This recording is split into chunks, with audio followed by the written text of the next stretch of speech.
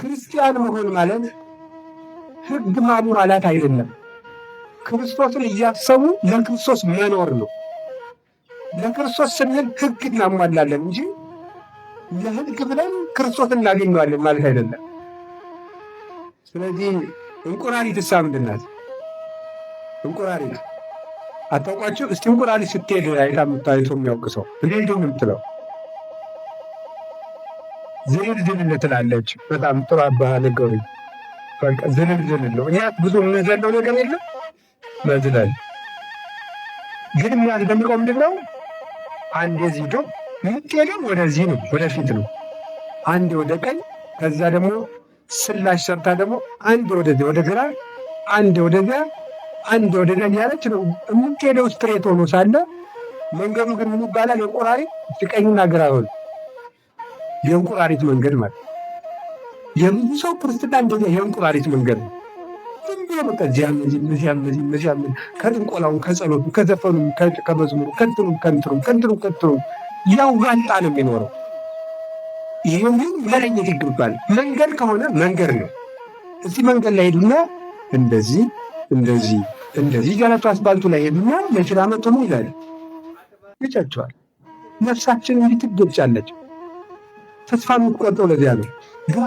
ግራውን ቀኙን ስትል ሰይጣን ይመጣና በማትችለው የመከራ መዶሳ ናናዋን ይቀጠቅጠዋል። ከዛ ተስፋ ቆርጣ ትወድቃለች፣ ይሰለቻታል። ተነች ብንላት ስንት ቀን ስናዘዝ እኖራለሁ፣ ስንት ቀን ነው የምናዘዘው፣ ስንት ቀን ነው የምወድቀው ትላለች። ከዚያ በኋላ ምን ይጎለናል? ጽናት ስለሚጎለን ነው፣ ዓላማ ስለሌለን ነው። እና ጌታ ሰላም ይሰጣቸዋል። ለምሳሌ አሁን እንዲሁ ካለመረጋጋታችን የተነሳ እኮ ጨርሰን ማዳመጥ እንኳን ራሱ እኮ አንችል። አይጣል ድረስ እኮ ነው ሆኖች ማለት ቢሎች አሁን ላይ ብናገር ብሉት ግን ምንም የለም። ዝም ብሎ ሄዷል። ምን እንደሚለው ሰው ልግበዝ ነው እኔ ሰው እንደሚያይለይ ግራገባችሁ ይሁን አይልም።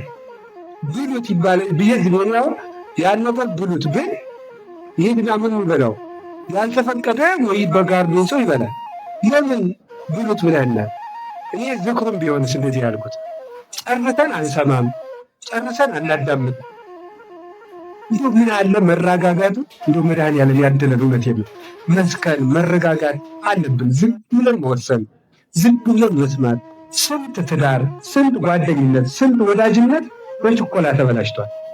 ባለመረጋጋታችን ምክንያት ብዙ ነገር አበላሽተናል። ብዙ ውሳኔዎች የተበላሹ ናቸው። ቸኩሎ መግባት፣ ቸኩሎ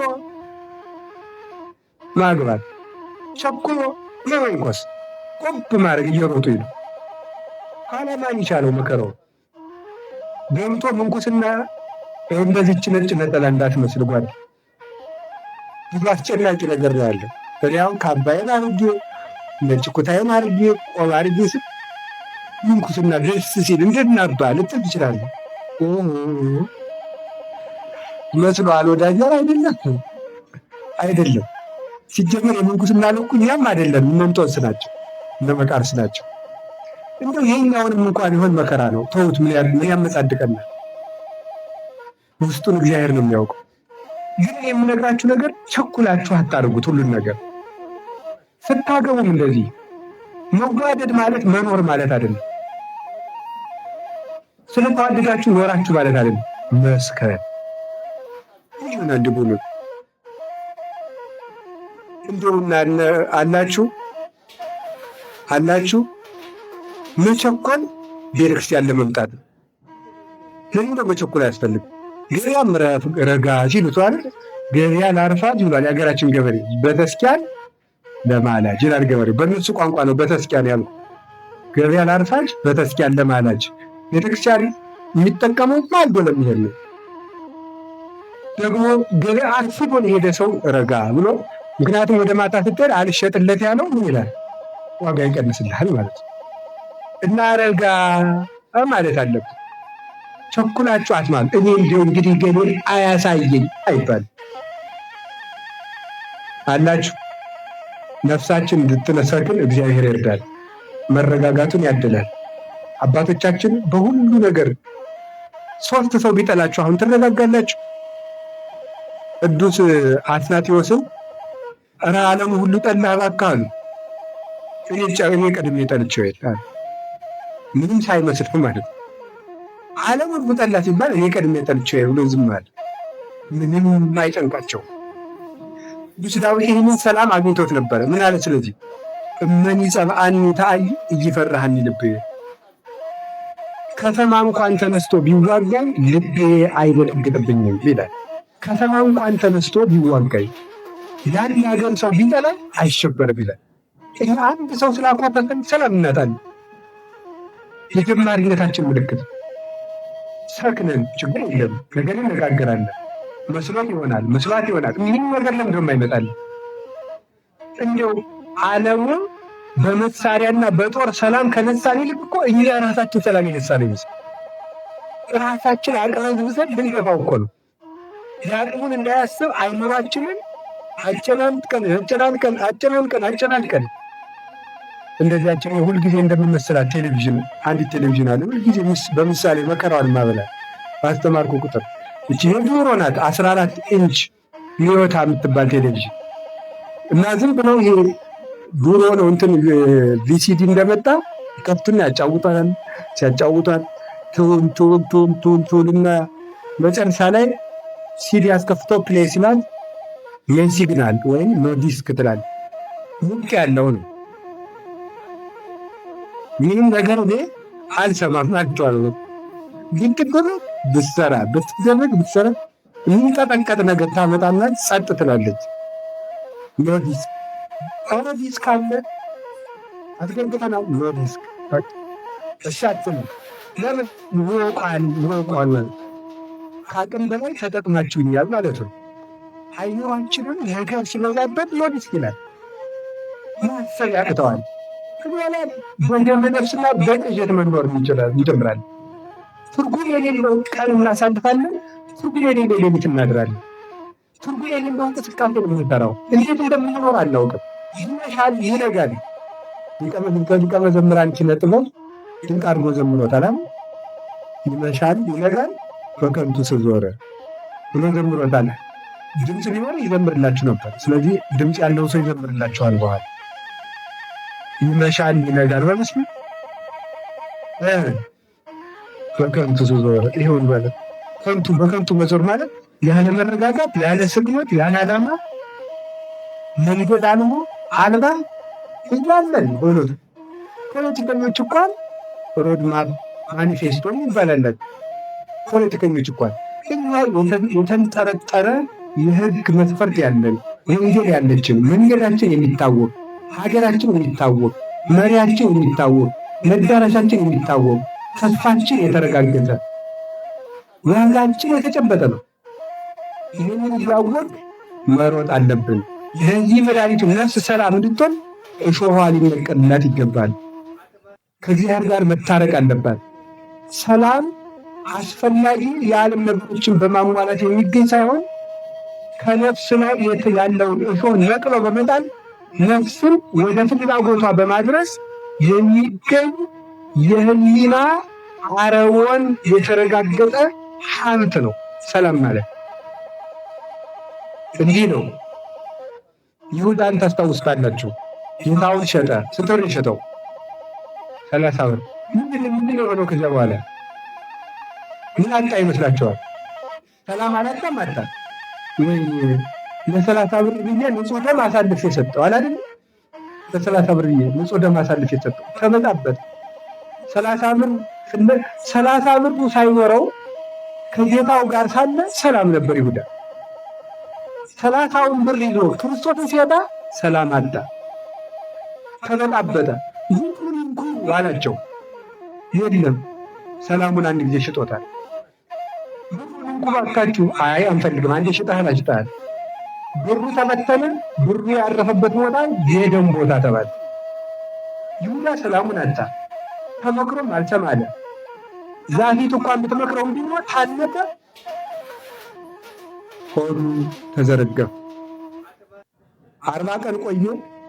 ጌታ ሲያርግ ያረገለት አደረገ እኮ ሲሉት እኔን ሳያወጣኝ ሳያድን ብሎ ብቅ ላለው ሲል ወድቆ ከመቃኑ ላይ ግንባሩ ተፈጥፍጦ ሞተ።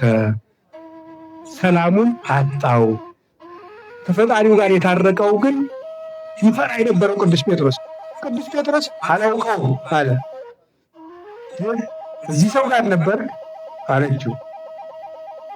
አይ እኔ እምትይውን ሰው አላውቀውም። ሁለቱ ስባት ክርስቶስን አላውቀውም ማለት ያለው እምትይውን ሰው ብሎ አላውቀውም ማለት ታዲያ ምንድን ነው የሚለው? ወጣ ጴጥሮስ ወበከየ ብካየ መሪረ። ጴጥሮስም ወጥቶ መራራ ለቅሶን አለቀሰ። መራራ ለቅሶን አለቀሰ። ክርስቶስን አላውቀውም ስላለ ነፍስ ሁከት የሚገባት ክርስቶስን አላውቀውም ያለችለት ነው። ክርስቶስን ትታ ገንዘብ የተካችለት ሰላሟን ታጣለች። አለቀሰ። ሲያለቅስ ጌታ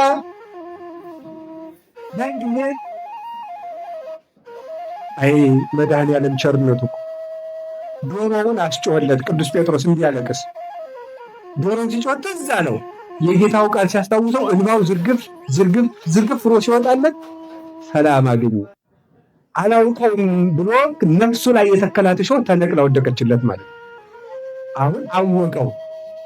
መጣና ከትንሣኤ በኋላ ጴጥሮስ ትወደኛለህ? ጌታዬ እንደወድህ አንተ ታውቃለህ ብሎ ተናገረ። ያንን ሰላም ሰጠው።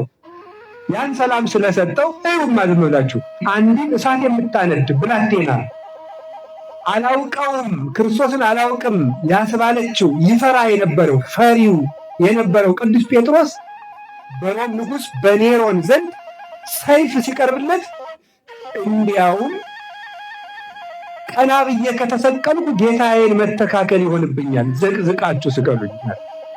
ያችን ሰላም ስላገኛት ማለት ነው። ክርስቶስ አብሮት ያለ ሰው ሰይፍ ሽልማቱ፣ እስራት ገንዘቡ፣ ስደት ርስቱ ነው።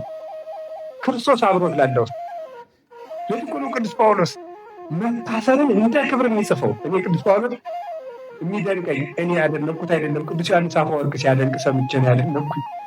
ምን ይላል? ጳውሎስ ሙቁሁ ለእግዚእነ ኢየሱስ ክርስቶስ፣ የክርስቶስ እስረኛ ከመሆን ከኔ ከጳውሎስ የተጻፈች መልእክት ይላል። የክርስቶስ እስረኛ ከመሆን ከኔ ከጳውሎስ የተላከች መልእክት። ይህም በክርስቶስ ፊት መታሰሩን እንደ መኩራት እንዳ ገሎ ሰልቦ እንደሚፈክር እንደሚያገር ጀግና እንዳረበኛ ይመካበታል። ለክርስቶስ መታሰር ራሱ ድል እንጂ ሽንፈት አይደለም። ሞት ራሱ መኖር እንጂ መውደቅ አይደለም። ለክርስቶስ ከሆነ ክርስቶስ ሰላም ስለሆነ አላችሁ። እግዚአብሔር ይህንን ሰላም ያድለን። ሐዋርያትን ያጸናቸው ያን ሰላም ነበረ። ቅዱስ ጳውሎስን የሚያጸናው ያን ሰላም ነበረ። ምንድን ነው? ወረሰይክዎ ለኩሉ ከመ ዕዳው፣ ሁሉንም እንደ ምናምንቴ ነው የምቆጥረው ይላል ቅዱስ ጳውሎስ። ሁሉንም እንደ ምናምንቴ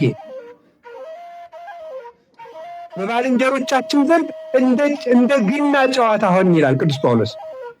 ከመኳሄላ እንደ ግና ጨዋታን ይሄኛው ሲመታት ያኛው ሌላ ይዞ ጠብቃታል። እነ ቅዱስ ጳውሎስም አይሁድ አሰቃይተዋቸው አሕዛብ ይጠብቋቸዋል። አሕዛብ አሰቃይተዋቸው አይሁድ ይጠብቋቸዋል። እንደ ጥፍር ሲሆን ያንን በየቦታው እንደሚደፉት በየቦታው እየደፉ ይጥሉናል ይላል ቅዱስ ጳውሎስ። እንደ ዓላማ ሆንን። ዓላማ የወታደር የጥይት መፈተኛ እንደሚሆን የማንም የጉልበት መፈተኛ ሆን። ሁሉ ለሞት ይመለከተናል። ሁሉ ለመግደል ያየናል። ደጅ ላይ እንደወደቀ እንጨት ሆን። ያ የስለት መፈተኛ እንደሆን የሰው ሁሉ ጉልበት መፈተኛ ሆን ይላል። ይህም ሁሉ እያደረግን ምትሜልነን ይህ ወይን ሐስር እንናቃለን፣ ግን አንወረድም። እንቸግራለን፣ አንጨነቅም። በየቀኑ እንሞታለን። ይገርማል ይሄ ነገር። እንዴት ነው ሰው በየቀኑ የሚሞተው? በየቀኑ እንሞታለን ይላል ቅዱስ ጳውሎስ። ምክንያቱም ምን ማለት ነው? በየቀኑ ለሞት የሚያደርስ መከራ ያደርሱባቸዋል። ይህንን ሁሉ እያደረግን አለ መኑ ያድገነ ፍቅሮ ለክርስቶስ የክርስቶስ ፍቅር የሚቀማን ምንም የለም አለ። እንዴት ለምን ያልተቀሙት? ያችን ሰላም ቅዱስ ጳውሎስ አግኝቷት ስለነበረ ነፍሱን ከስጋው አስታርቆ ከፈጣሪው ጋር ተገናኝቶ ስለነበረ ቅዱስ ጳውሎስ ሰው ሁሉ እየገረፈ እሱ ሰላማዊ ነው። በሮም አደባባይ ለሰይፍ ሲቀርብ ፊቱን እንደ ብርሃን እያበራ እየዘመረ ነበር የቀረበው። አንገቱን ሊቆረጥ ሁሉ ደስ ብሏል። አንገቱ ተቆረጠ። 3 ጊዜ ተሽከርክር አንገቱ መሬት ላይ አረፈች። ቀጥ ብላ አየሩ ላይ ቀጥ ብላ ቆይታ መሬት ላይ አረፈች። አንገቱ ያረፈችበት ቦታ ላይ ጸበል ፈለገ። ዛሬ ድረስ አለ ሮም ቫቲካን ውስጥ ያፈለቀው ቅዱስ ጳውሎስ ጸበሉ። ያንን ሰላም አግኝተው ስለነበረ ለደቀ መዛሙርቶቻቸው አወርሷቸው፣ ለእነ ጢሞቴዎስ አወርሷቸው፣ ለሌሎችም ሰጥቷቸው። ሐዋርያትን ያጸናው ሰላም ይሄ ሰላም ነበረ። በሌለ የሚያኖር ነው የእግዚአብሔር ሰላም። በሌለ ያኖራል። በሌለ ነገር ውስጥ ሀብታም ያደርጋል። ሰራዊት ሳይኖር ደፋር ጀግና ያደርጋል። ታስረው ነገ እስከምንገላቸው ድረስ ወይም የሞት ፍርድ እስከምንፈርድባቸው ድረስ ወህኒ ቤት ገብተው ይደሩ ተብለው ቅዱስ ጳውሎስና ቅዱስ ሲላስ እስር ቤት ውስጥ ተጥለው የእስር ቤቱ ግድግዳ እስኪነቃነቅ ድረስ በደስታ ይዘምራሉ። ወይ መታደል ነው! ነገ ትገደላለህ ተብሎት እንዲህ ብሎ የሚዘምር ነፍስ የት ነው የሚገኘው? እንዲህ ብሎ ይዘምራሉ። ቤቱ በብርሃን ተሞላ። የእስር ቤቱ ደጃፍ ያለ ከፋች መዝጊያው ሳይሰበር ቦግ ብሎ ተከፈተ። ቅዱስ ጳውሎስና ቅዱስ ሲላስ እንዲህ ድል እስኪነሱ ድረስ። ይህ ሰላም ማን የሰጠው ሰላም ነው? ክርስቶስ የሰጠው ሰላም እና ቅዱስ ጳውሎስ ሲጽፍ ስንት ነው? ሰላም ለእናንተ ይሁን እያለ የሚላቸው ይችን ነበረ። ሰላም ለእናንተ ይሁን። የትኛይቱ መልእክታቱ መጨረሻ ላይ ሰላም እና ጸጋ ይብዛላችሁ ይላል። ለሮም ሰዎች ጽፍላችሁ እግዚአብሔር አምላከ ሰላም ይቀጥቅጦ ለሰይጣን ታይተ እገሪክሙ። የሰላም አምላክ እግዚአብሔር ሰይጣንን ከእግራችሁ በታች ይቀጥቅጥላችሁ ይላቸው ነበር። የሰላም አምላክ እግዚአብሔር ይላቸዋል። ስለዚህ እግዚአብሔር ሰላም ስለሆነ ያን ሰላም ለሐዋርያት ሰጣቸው፣ ለሰማዕታት ሰጣቸው። ቅዱስ ቂርቆስ ሊታረድ ሊገደል ሊቸነከር ከንጉሱ ፊት ሲቀርብ ይገርማቸዋል እኮ ፊቱ እንደ ፀሐይ ያበራል። የ3 ዓመት ልጅ እኮ ነው። ፊቱ እንደ ፀሐይ ነው የሚያበራው። ንጉሱ ምንድን ነው ያለው? አንተ ብሩህ ሕፃን ሰላምን የተሞላ ሰላም ላንተ ይሁን፣ ደስታ ሁሉ አለህ አለው። አዎ ለእኔ ሰላም ይገባኛል፣ ለአንተ ግን ሰላም አይገባም። አልቦሙ ሰላም ለረሲዓን ይላል ኢሳይያስ። ለዝንጎች ሰላም የላቸውም ይላል። አንተ ልጅ ምላስህን ለምቆርጠው አድርገው። ለምን ስጋችሁን የሚገሉትን አትፍሩ ብሏል እኮ ጌታ አለ። የ3 ዓመት ልጅ እኮ ነው። ያችን ሰላም አግኝቷን ስለነበረ እንዲሁ ይገርማችኋል እኮ ዓይኑን፣ ጆሮውን፣ ምላሱን ሁሉ ቆርጠው የጋለ ብረት ወደ ሰውነቱ ከተውበት መራራ ቅጠል በጥብጠው ወደ ጉሮሮው ሲግጡት ቃል ለጉሮሮ ጣፋጭ ነው ይላል። ለምን ሲባል ያንን ሰላም አግኝቶት ስለነበረ። ከቃሉ ጋር ናችሁ። እግዚአብሔር ከሁላችን ጋር ይሁን። የሰማዕታት ሕይወታቸው በእግዚአብሔር ሰላም ላይ የቆመ ነው። ሌሎችንም ናቸው። እነ ቅድስት አርሴማ አንስተዋል። እሳት እየነደደ እዚህ እሳት ነው የማወረውርሽ ሲል አንድ ነው የምትለው ወርቅ እሳትን ያጠራዋል እንጂ ምን ያደርገዋል ያለች ማለት። እንዴት ነው ግን እሳትን መተኮሻ ሳይሆን መጥሪያ አድርገው የሚቆጥሩት? የእግዚአብሔር ሰላም አብሯቸው ስላለን። እናቱ ስትፈራ የቅዱስ ቂርቆስ እናት ቅድስት ኢየሉጣ ስትፈራ የፈራች ምን ይመስላችኋል? ተስፋ ጎሏት ነበረ። ሰላም ማለት ተስፋ ነው አላልኳችሁም? ተስፋ ያለው ሰው አይፈራም። እስኪ አንድ ጊዜ አንድ ወሬ ላውራችሁ። ኢትዮጵያና አንዲት ሀገር አያደርገውና ተጣልተው የሌላ ሀገር ሰራዊት ቀርቧል ብትባሉ ትፈራላችሁ? አትፈሩ? ንገሪው እንጂ ወይም የሱዳኑ የሌላ ሀገር ወይም የፈለጋችሁት አድርጉት፣ ኬንያም በሉት አንታርክቲካም አድርጉት።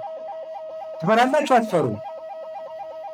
ፈርታችሁ እያለ ደግሞ የኢትዮጵያ ሰራዊት እኮ 500,000 አሁን እዚህ ተደፋ ሲባል ስሜ ይላቸዋል። አቤት ለምን ደስ የሚላችሁ? እነሱ አሉልን ባላችሁ፣ ይሄ ምንድነው? ተስፋ። እነሱ ያሸንፉልናል። እግዚአብሔር አለልኝ አትሉም ወይ? ተስፋ ሰላምን ይሰጣል የሚባለው ለዚህ ነው። የምናየውን ነገር ተስፋ እናደርገዋለን፣ ግን የምናየው ነገር ደግሞ ይጠፋና ተስፋ ይነሳናል። ተስፋ ሰላም ይሰጣል። እኮ ደከመ ሲባል እግዚአብሔር አይደለም።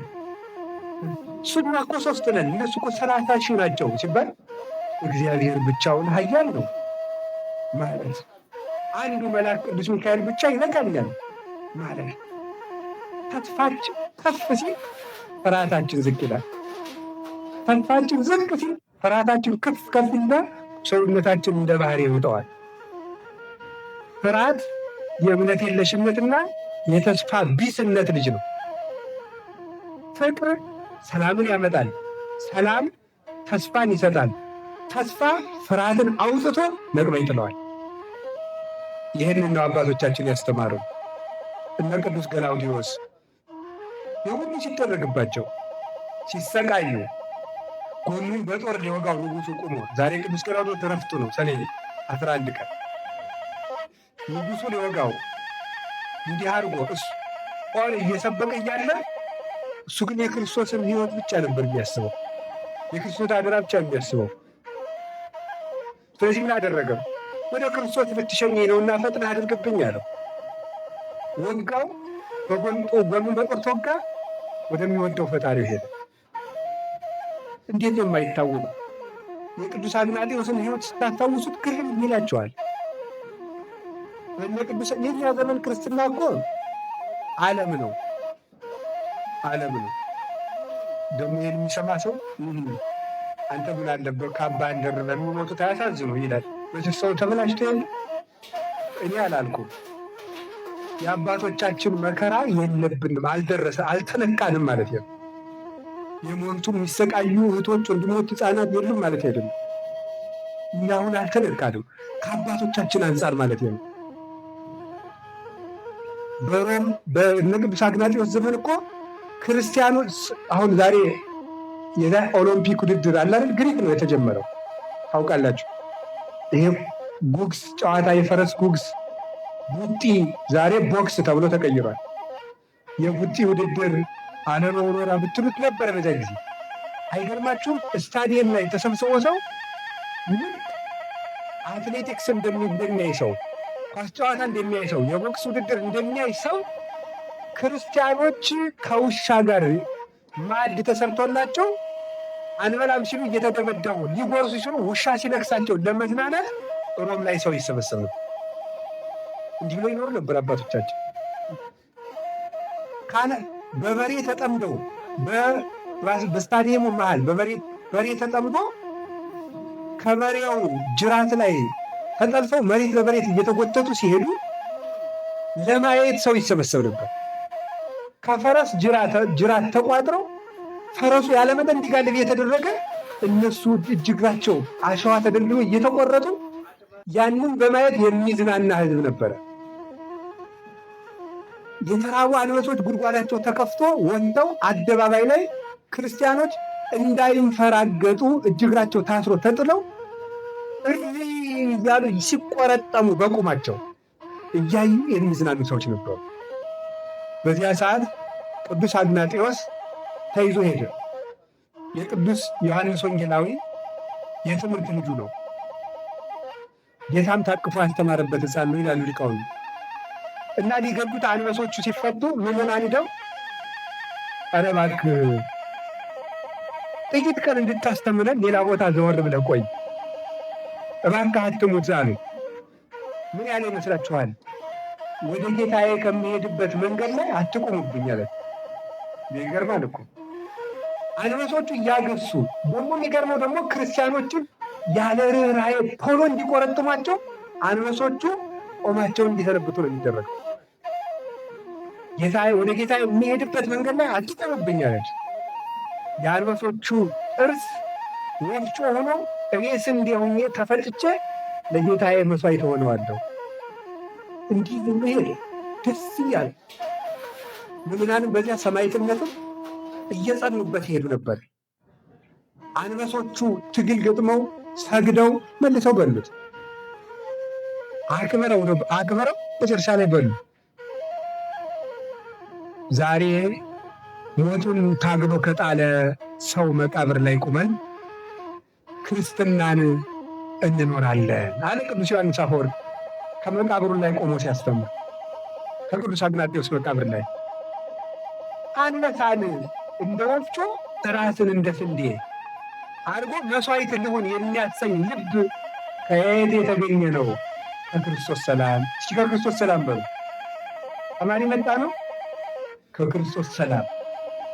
አባቶቻችን መከራ ያስቻላቸው ሰላም ይባላል። ያም ሰላም የመድኃኔዓለም ሰላም። ያንን ሰላም የምናገኘው አንድ እንዳልኳችሁ ማለት ነው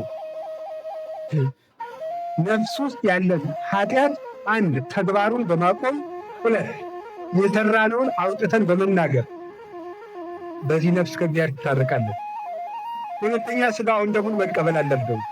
ሶስተኛ የእግዚአብሔር ቃል በልቡናችን ሊሰፍንብን ልንይዘው ይገባል። አራተኛ ከመንፈስ ቅዱስ መለየት የለብንም። መንፈስ ቅዱስን የምናገኘው ከየት ነው? ከቤተ ክርስቲያን ነው የምናገኘው። ኪዳን ሲደረስ ካህኑ ምን ለሁላችን ይሁን የሚል ይመስላችኋል? በሉ እንጂ ድገሙ እንጂ ጨምሮ። እሺ ዓመት ሙሉ ቤተክርስቲያን ኪዳን ይደረሳል አይደረስም? ስለዚህ ሰው ኪዳን በተደረሰ ቁጥር ኪዳን ላይ ከተገኘ ኪዳን ባስደረሰ ቁጥር የማንን ሰላም ያገኛል? የእግዚአብሔርን ሰላም ያገኛል። ያ ሰላም ቤተሰቡን ከእውቀት ይጠብቃል። ያ በክርስቶስ የተገኘ ሰላም ከመረበሽ ይጠብቃል፣ ከአጉል ሞት ይጠብቃል። የሀገርን ሰላም የሚያመጣው የክርስቶስ ሰላም ነው። የክርስቶስን ሰላም ክርስቲያኖች ሲያገኙት ሀገር ደግሞ ከክርስቲያኖች ሰላም ታገኛለች። ክርስቲያኖች ከክርስቶስ ሰላም ሲለዩ ሀገር ደግሞ ሰላም የለሽ ትሆናለች።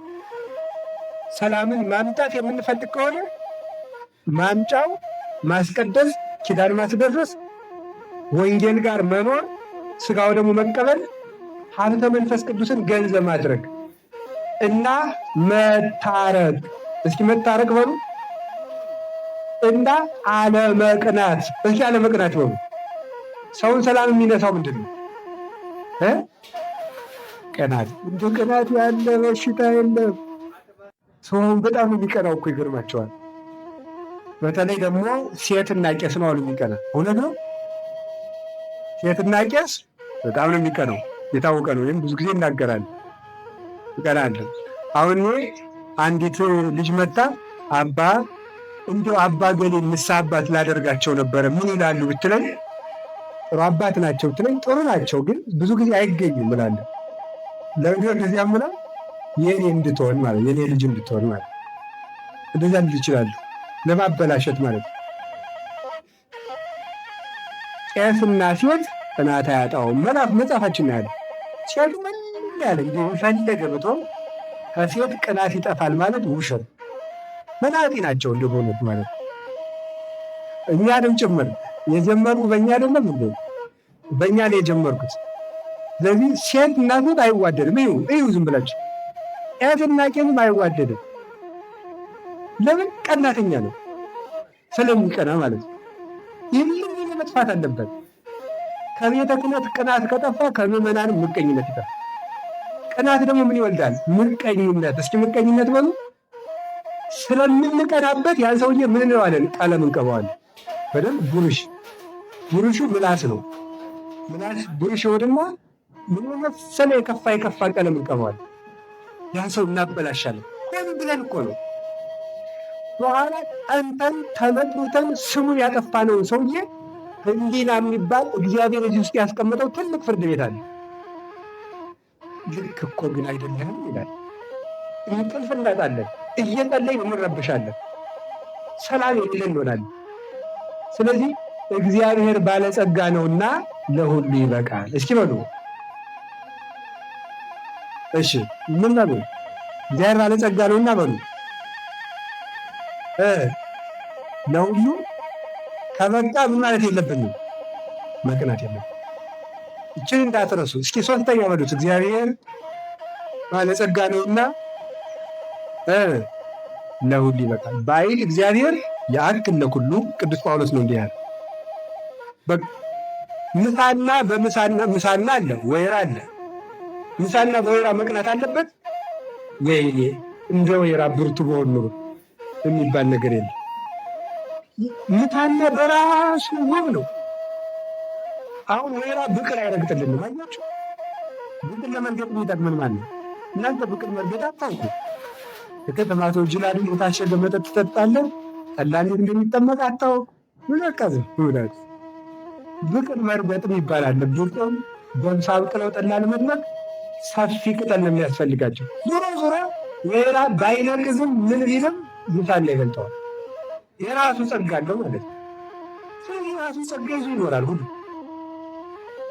ፀሐይ እኔ እኮ ነኝ እኮ ሙቀታል ጨረቃ ቀዝቃዛ እኮ ነች ብታይ ሌሊት የለሽም ማለት ትችላለህ። የሌሊቱ ንግሥት ደግሞ ማናት? ጨረቃ ናት ማለት። ሰው ሁሉ የየራሱ ጸጋ አለው። የራሳችን ሞልቷል፣ የሰው ደግሞ ያባሽቀናል። እና ቅናት ሰላምን ያሳጣል። እውነት አሰብ ሰላም ይህንን ይጫሩ እስቲ። ቅናት ደግሞ ያደርጋል የነፍሰ ገዳይነትን ሰይጣን አምጥቶ ራሳችን ያሰምረዋል። አላዝና ምንም ሳይለም ያሰው ስሙ ሲጠራ ብቻ ያንገሸግል ስንል እርቢሽ እንላለን ዝም ብለን። ሳኦልን ታስታውሱታላችሁ? ቅዱስ ዳዊት ምን ያደርግለታል? ምን አድርጎታል? እስቲ ጊዜ ያሳየን። ምን ያደረገው? ምን አላደረገው? ሳኦል ተዋግቶ ማሸነፍ አቃተው። ፍልስጤማውያንን አይደለም አቃተው። የሀገሪቱ ንጉሥ ነው። እስቲ ከእናንተ አንድ ወንድ ምረጡና እኔን ከገደለ ፍልስጤማውያን ለእናንተ ይገዛሉ፣ እኔን ከገደልኩት ደግሞ እናንተ ለምን ትገዛላችሁ? ምንጣም ሲል ጎልያድ ሳኦል እቤቱ ቁጭ ብሏል። የለውም።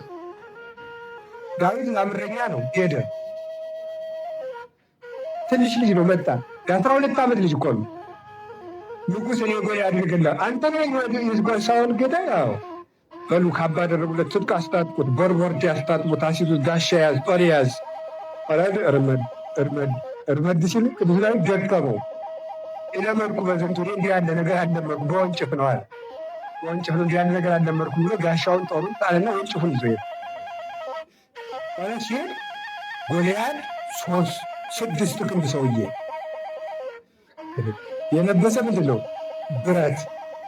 6 ክንድ ብረት የለበሰ ሰውዬ እሱ ትንሽ ልጅ ቅዱስ ዳዊት ጨንቆታል እና ሲሄድ ቅዱስ ዳዊት ምን ዘር ሄደው እንጨት ያምን ያለው ጋሻና ጦር። ቅዱስ ዳዊት ምንድን የያዘ በትር በግም ይነዳበትና ወንጭፍ። አንተ ውሻኔ እንጨት ዘር ምትመጣ እንዲህ ያለው በማዕረግ ግጠመ ማለት ነው። ጎልያድ ሰይፍ ይዘው ግጠመ። እንዴት እንጨት ዘር አንተ ነህ ከውሻም ታነሳለህ አለ። ውሻ እኮ እንጀራ የጣለለትን ያውቃል። አንተ ፈጣሪውን አታውቅም ማለት። የዳዊት ያን ሰላም የሰጠው ማን ይመስላችኋል? እግዚአብሔር። የእግዚአብሔር ሰላም ያለው ሰው የሚጠሉት ሰዎች ገዘቡ፣ ረዘሙ፣ አጠሩ፣ ወፈሩ፣ ገዙ፣ አነሱ የሚጨንቀው ነገር የለም። እግዚአብሔርን ይዞ ይኖራል። ከገባና ምን አደረገ? ና ስጋህን ለአራዊት ለምድር አራዊት ለሰማይ አቋራጭ እሰጥሃለሁ አለው። ቅዱስ ዳዊት ምንድን ያለ? አንተ በጉልበት ትመጣለህ፣ እኔ ደግሞ አንተ በምትገዳደረው በእስራኤል አምላክ ስም እመጣለሁ። ጠጠሩም ከእንትኑ ከኮፈዳው ውጥት አድርጎ እንጭፍ ሲያረግ ቅዱስ ሚካኤል ደግሞ ሄደና የጎልያድን ብረቱን ብድግ አረገለት። ሄዶ ጠጠሩ ከግንባሩ ወደቅ። አሰሰልኩ ጽለተ እምደቂቀ እስራኤል፣ ከእስራኤል ስድብን አስወገድኩ አለ። እንዲሁም ምን ተባለ መሰላችሁ? ፍልስጤማውያን እስራኤላውያን እንዲፈሩ ጋር እስራኤላውያን እንኳን የ40 ዓመቱ ሰውዬ የ12 ዓመቱ ልጅ እንኳን 6 ክንድ ሰው ይገለጠው እንዲፈሩ አደረገ። የእስራኤል ሴቶች ምን ያህል መጡ? ዳዊት እልፍ ገደለ፣ ሳኦል ሺህ ገደለ እያሉ ዘፈኑ። እልፍ ማለት 10,000 ማለት ነው። ሳኦል ምትት አለ። ምን ቀንቱ እንዴት እልፍ ገደለ ይባልለታል? ለሱ ገባለ። እሱ ምንም አልሰራም። ሰው የዘራውን ላያጭድ ነው እንዴ? በዚህ ቅናቱ የተነሳ ዳዊትን እንዳሳደደ ዝም ቁጭ ብሎ በራሱ ዳዊትን ሲያስብ የሚረብሽ መንፈስ ያድርበት ነበር። ሲያስብ ቅናቱ ማለት ቅዱስ ዳዊት ደግሞ ሄዶ በገናው ይዘለድና ዳዊት ወልደ ቃል ከማይዘኒ ልጄ ዳዊት አለ እኮ ደስ ይላል፣ እስቲና በገና ደርድርልኝ ይለዋል። የዋሁን ቅዱስ ዳዊት ሂዶ በገና ይደረድርለታል። በገና ሲደረድርለት የዳዊት የሳኦል መንፈስ ልቅቅ ይለዋል፣ ጭንቀቱ ሲለቀው ደግሞ መልሶ ጦሩን ያነሳል። አንድ ቀን ጦሩን ብድግ አድርጎ ወርውሮ ሊገባው ሲል ቅዱስ ዳዊት አድነኝ ሊሆን በሲኩኝ አቤቱ ከክፉ ተዋደነኝ ሲል ሰይፉ ከዳዊት ቀርታ ከምን አረፈች ብትል ከግድግዳው ላይ አረፈች። ሊቃውንቱ የዳዊትን ሰይፍ የተቀበለለት ግድግዳ ክርስቶስ ነው ይላሉ። ለዳዊት የተሰቀለው ክርስቶስ ብሎ ይተረጉሙታል ማለት ነው። ይሄ የሳኦል መንፈስ ብሎ የገዛ ጥላቱ በገዛ ሰይፉ እንዲሞት ደፍቶት አረፈ። ጥላት፣ ምቀኝነት፣ ሰው ባለው ጸጋ ደግሰውን ካላጠፋው አላርፈም ማለት ራስን ይዞ ይጠፋል። ምንድን ያልኳችሁ? ሰላም ግን የበጎነት ህብረት ነው። በጎ ነገርን ከተባበርናት ሰላም እናገኛለን። ክፉ ነገርን ከተባበርነው ግን ከቀናን ከተመቀኘን ሰላማችን እንዳጣነው እንደጠፋን እንደተቅበዘበዝ እንኖራለን። ሰላም ከሚፈልጓት ሰዎች ጋር ትኖራለች። ፍጻለ ሰላም ሰላምን ፈልጋት ወዴድና ተከተላትም ይላል። ሰላም ለተከተላት ነው። ፍጻለ ሰላም ሰላምን ፈልጋት ይታረቅ። አልታረቅም ብሎ ሰውዬ ወደ ቤቱ ከገባ ደግሞ ተከትለ ገብተህ ታረቅ፣ ለቤቱ ድረስ ገብተህ ታረቅ። ወደ ግና ቢሮ ይተረጉማሉ አበው። ስለዚህ የእግዚአብሔር ቤተሰቦች ከወንድሞቻችን ጋር ከታረቅ፣ ከቤተ ክርስቲያን ጋር ከታረቅ፣ ከእግዚአብሔር ጋር ከታረቅ፣ ከራሳችን ጋር ከታረቅ በሰላም እንኖራለን። የሚያውኩልን ከዚያ በኋላ እኛ ሳይሆን ማን ይቆርጣቸዋል? እግዚአብሔር ይቆርጣቸዋል። ሰላም አልባ ግን ብንጓጋ እጃችን የሰራነው ሰላም በሰዎችና በራሳችን ይፈርሳል። እግዚአብሔር የሰጠን ሰላም ግን የሚቀማን የለም። የሰላም አምላክ እግዚአብሔር ለእኔም ለእናንተም ለሀገራችን ለኢትዮጵያ ለዓለም ሁሉ ይላክልን። በስብሐት ለእግዚአብሔር። ይቆየን።